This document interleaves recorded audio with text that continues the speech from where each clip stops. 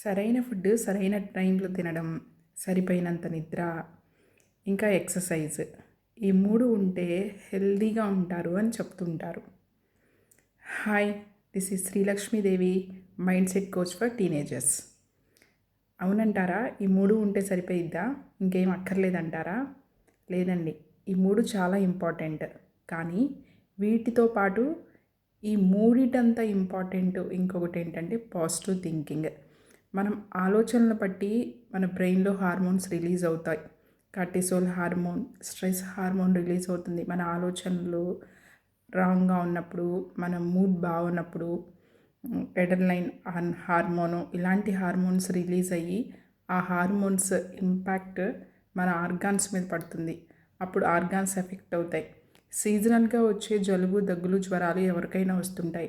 కానీ organ diseases వచ్చినాయి అంటే వాళ్ళు ఎక్కువగా ఆలోచిస్తున్నారని, స్ట్రెస్ ఫీల్ అవుతున్నారని, ఫియర్గా ఉంటున్నారని అర్థం. మన ఆలోచనలే మన ఆరోగ్యం. Thank you.